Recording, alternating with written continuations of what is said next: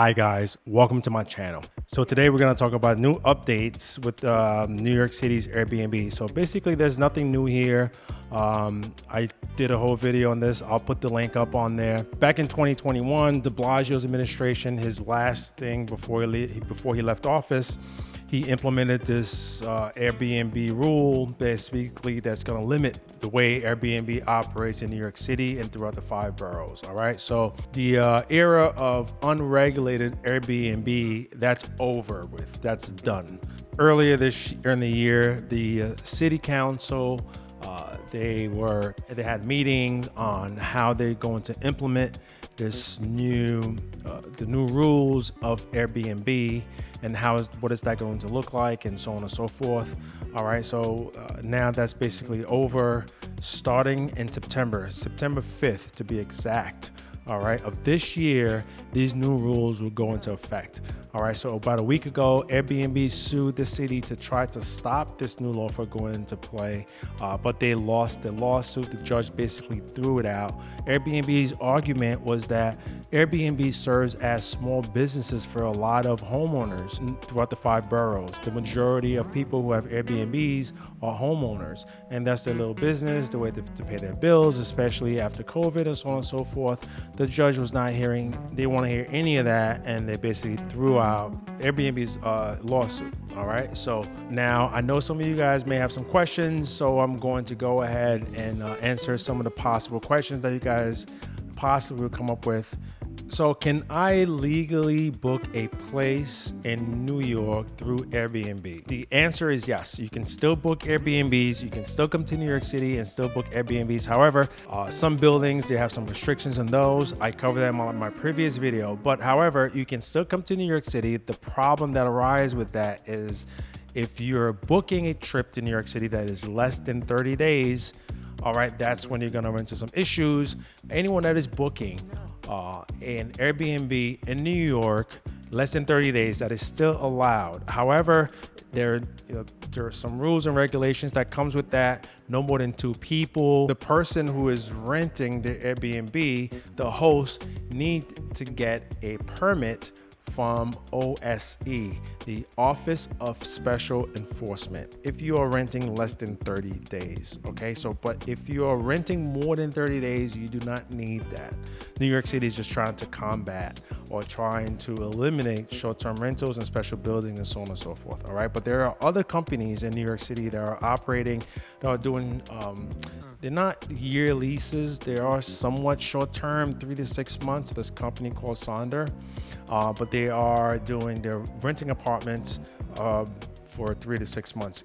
However, you can still have an Airbnb business. You can still rent your apartment or studio and so on and so forth on Airbnb, but it has to be more than 30 days. Problem with this is that when you get into New York City, anything that is more than 30 days, that person has now become a tenant, or they have squatters right. And you might want to be careful with that, because if you rent, it is short term, let's say 2 months or more than 30 days to someone, and they decide that they not want to leave and so on and so forth, it will be a disaster, a nightmare trying to get somebody out of your place. All right. So one anecdotal story, a good friend of mine, his mother rented out her studio to a guy. The guy was from Jamaica. He's here on a temporary visa for work. The visa expired, so technically he was here illegally. Okay, he was not allowed to stay here. So that was in 2020. COVID happened. We couldn't evict anyone out of New York City. This particular individual stayed in that place for 3 years. I think just recently, they just got him out recently. He asked for $25,000 after staying there for 3 years and not pay rent. He wanted $25,000 to leave after 3 years. So just to give you guys an idea what the laws look like, and the judge entertained it. And then I think they renegotiated, and it came down to about $6,000 or $7,000, and that she had to pay him after 3 years of staying in a place without paying rent. okay, because he passed that 30-day rule. This is not happening every day. It is not happening all the time, but I'm just giving you guys some context here of what the laws look like in New York City when you're trying to evict someone who's been in your place for more than 30 days and who has squatters' rights. Could I be penalized for staying in an illegal short-term rental? The answer to that is no, you would not be penalized. So basically the fines are going to be directed towards Airbnb, the site itself, and landlords. All right, so there are also a lot of issues with that as well, because what if I'm a landlord and I rent my apartment, a bedroom, 1 bedroom, 2 bedroom, whatever it is, to, let's say I have a private house, a 2-family home, and I rent 1 apartment to a person. And without my knowledge, without me knowing, that person turns around, the tenant turns around and short-term that apartment without my knowledge, without me knowing. What this law says is that the city or the OSC, the Office of Special Enforcement, can fine me or fine Airbnb for renting out this apartment without my knowledge. So I'll be on the hook to pay. So this is just an example. So I don't know how that's gonna work out. We just have to wait and see. I guess it's gonna take some time before all these rules, all these things get implemented, and before all these things get into the system, so we can, as it's functioning, I guess things are gonna come up and they will address those things as they come.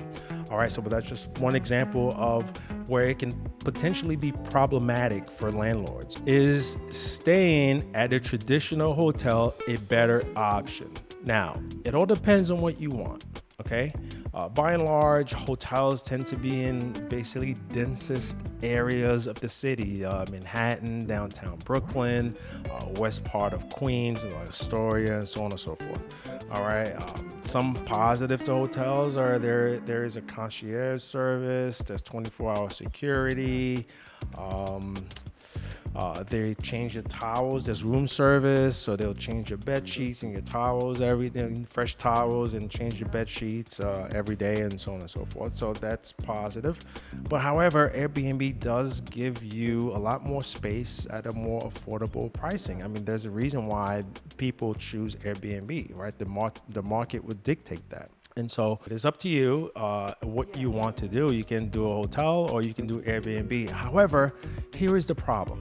A lot of these hotels in New York City now currently are being used to shelter migrants. So not only they're not building a lot of hotels, but also that the ones that are around, they are sheltering migrants. And here's the thing that the city is not taking into account, or maybe they are, maybe they're not, I don't know. But however, when you turn a hotel into a migrant housing, when you house migrants in hotels, and a lot of them are doing that, and what's happening is if that hotel had a business, had a restaurant down on the first floor, and so on and so forth, more than likely they're going to close.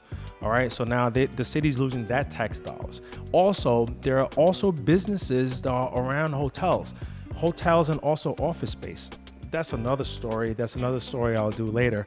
But office buildings in New York City, the commercial real estate, and also all the businesses around that's gonna be a complete shit show. So I'll do a separate video on that. But also hotels, there are also businesses around hotels to cater to clients that stay at hotels.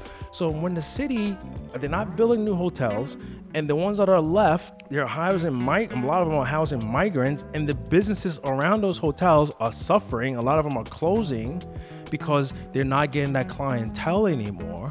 All right, so now the city's having and they're not also this. So the other thing also to take into consideration, the city doesn't build hostels. A lot of major cities all around the world, they have hostels and so on and so forth, but the city has outlawed the building of hostels in 2010. I believe there's only one hostel on the Upper West Side, Hosteling International. Okay, that is the only hostel on the Upper West Side in Manhattan, and the city has outlawed building more of those.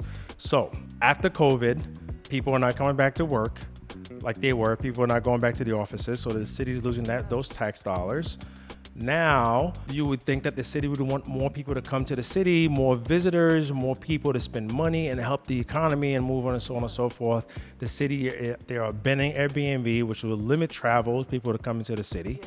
Now the hotels that are open now that might, people might, visitors or tourists might want to come to the city to stay in these hotels, they're being filled with migrants. The businesses around these hotels are also closing, and a lot of them are not happy about it because now they're not getting the clientele that they were getting before. All right, so this is the situation with Airbnb in the city and short-term rentals. We're gonna have to wait and see what this looks like in a couple more years after this policy takes into effect, and in a couple of years of this going on. This is gonna be interesting. All right, but what are some of the things that you want to look for after September 5th, after local law 18 takes into effect? All right, so what are some of the red flags you might want to look for when you book in Airbnb? All right, so separate locks on individual rooms. All right, within an apartment, individually labeled apartments or rooms or locks in rooms is an indication that the short-term rentals might be illegal. All right, if your host will not meet you, meaning that they probably don't live there. If you're doing a short-term rental, okay, if you're staying less than 30 days and your host will not meet you, they're more than likely don't live there, and they're just basically illegally renting out their Airbnb. All right. If your host warn you not to talk to neighbors, another key indicator. All right. So don't talk to neighbors. They know they're not supposed to be doing that. So that's one red flag. If your rental is in a basement with no windows, that's a clear giveaway, guys. There's no need for me to go any further with that. Also, if your host sends you a different address than the one listed on Airbnb. All right, so obviously they're trying to stay under the radar. They're trying to stay one step ahead of law enforcement. So those are like some of the key red flags that you might want to look for when you're booking your short-term rental in New York City. All right, guys. I hope you guys find this information helpful. If you like what you heard, please hit the like button or hit the subscribe button and share this with your friends. And thank you for visiting. I'll see you soon.